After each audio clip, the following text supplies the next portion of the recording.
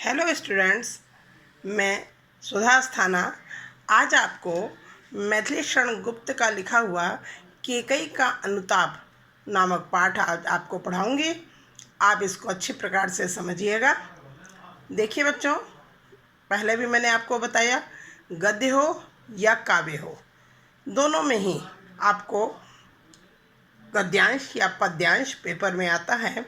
उसके नीचे क्वेश्चंस होते हैं जिनके आंसर आपको इस अंश को पढ़कर अच्छी प्रकार से समझकर आपको लिखना होता है। अब आप देखेंगे ध्यान से।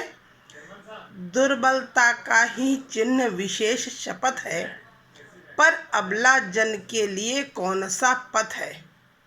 यदि मैं उकसाई गई भरत से हूँ, तो पति समान ही स्वयं पुत्र भी खूं। ठहरो मत रोको मुझे, कहूँ सो सुन लो।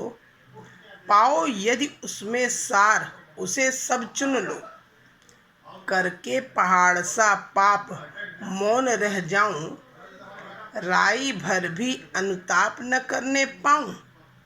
आप देख लीजिए, शपथ मीन्स सौगंध या कसम, पथ रास्ता, अबला यानी स्त्री। आगे देखिए,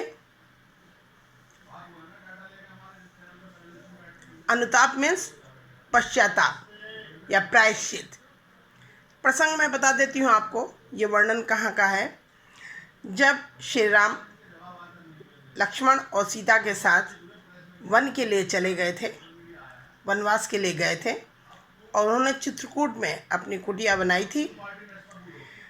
और भरत जब अयोध्या नगरी आए और जब उन्होंने सारी बातें सुनी कि श्री राम को 14 वर्ष के लिए वनवास दे दिया गया है और मेरे पिता दशरथ की मृत्यु हो गई है, तो वो बहुत दुखित होते हैं।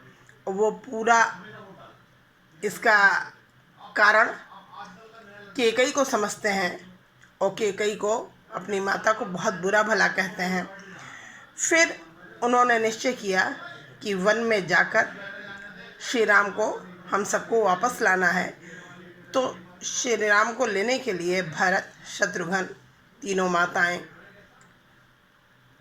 वशिष्ठ जी और बहुत से संभ्रांत लोग जो अयोध्या के थे, सभी वन में गए हुए थे।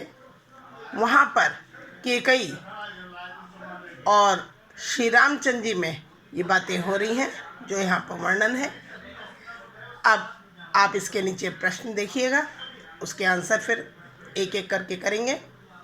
पहला प्रश्न है, प्रस्तुत पद्यांश के पाठ और कवि का नाम लिखिए। पद्यांश का पाठ आपने देख लिया, क्या होगा, केकई का अनुताप। और कवि का नाम मैंने पहले भी आपको बताया है कि गद्य को जो लिखता है उसको क्या कहते हैं, लेखक, और जो काव्य को लिखता है उसको कहते हैं कवि। इसलिए यहाँ कवि का नाम पूछा गया है। तो कवि का नाम क्या है, मैथिली शरण गुप्त। और अगर आपसे पूछा जाए कि पद्यांश का संदर्भ लिखिए, तो संदर्भ भी आपको आता है लिखना, आप संदर्भ भी लिख देंगे। दूसरा क्वेश्चन है, रेखांकित अंश की व्याख्या कीजिए। रेखांकित है आपका दुर्बलता से लेकर पुत्र भी खूं। अब इसकी व्याख्या आप देखेंगे। शपथ यानी सौगंध खाना यद्यपि व्यक्ति की कमजोरी का प्रमाण है, कमजोरी समझी जाती है। अगर कोई शपथ खाता है तो ऐसा लगता है कि व्यक्ति कमजोर है, अपनी बातों को सिद्ध नहीं कर पा रहा है। तथापि मुझ अबला के लिए सौगंध खाकर अपनी बात को प्रमाणित करने के अतिरिक्त और कोई उपाय नहीं है। कौन कह रहा है, केकई कह रही है श्री राम से। इस प्रकार सौगंध खाते हुए केकई ने कहा कि वास्तविकता यह है कि इस कार्य के लिए भरत ने मुझे नहीं उकसाया है। यदि कोई इस बात को सिद्ध कर दे कि मुझे भरत ने इस कार्य के लिए प्रेरित किया है, तो मैं पति के समान ही अपने पुत्र को भी खो दूं। इस बात को केकई ने श्री राम को कहा है। अब अगला प्रश्न देखिए आप। दुर्बलता का ही चिन्ह विशेष शपथ है, इस पंक्ति में निहित भाव को स्पष्ट कीजिए। दुर्बलता की ही चिन्ह विशेष शपथ है, इस पंक्ति को कैकेयी ने अपनी भूल स्वीकार करते हुए पंचवटी में उपस्थित सभा और श्री राम के समक्ष कहा था, जिसका आशय यह है कि सौगंध खाना यद्यपि व्यक्ति की कमजोरी का प्रमाण है, तथापि मुझ अबला के लिए सौगंध खाकर यानी कसम खाकर अपनी बात को प्रमाणित करने के अतिरिक्त और कोई उपाय शेष नहीं रह गया है। चौथा प्रश्न, अपनी बात को प्रमाणित करने के लिए कैकेयी के पास एकमात्र क्या उपाय था? अपनी बात को प्रमाणित करने के लिए कैकेयी के पास एकमात्र उपाय शपथ खाकर अपनी बात कहना था। और लास्ट प्रश्न, अपने पाप और पश्चाताप के संदर्भ में कैकेयी ने क्या कहा? आंसर देखिए, अपने पाप और पश्चाताप के संदर्भ में कैकेयी ने कहा कि मेरे लिए यह संभव नहीं है कि मैं पहाड़ से बड़ा पाप करके भी, यानी पहाड़ से बड़ा पाप यानी बहुत ज़्यादा असहनीय पाप जो सबके लिए उस समय असहनीय हो रहा था, सारी अयोध्या नगरी जिससे बर्बाद हो गई, ऐसे पहाड़ के समान बड़ा पाप करके भी मैं चुप रह जाऊं और राई जैसा छोटा सा पश्चाताप भी न कर सकूं। समझ में आया बच्चों? अब एक अंश और हम पढ़ेंगे, ध्यान दीजिएगा। कहते आते थे यही अभी नरदेही, माता न कुमाता पुत्र कुपुत्र भले ही, अब कहें सभी यह हाय विरुद्ध विधाता, है पुत्र पुत्र ही रहे कुमाता माता। अब देखिए, नरदेही मीन्स नर का शरीर धारण करने वाले, कुमाता यानी बुरी माता, कुपुत्र बुरा पुत्र, और विधाता मीन्स ब्रह्मा जी के लिए कहा गया है।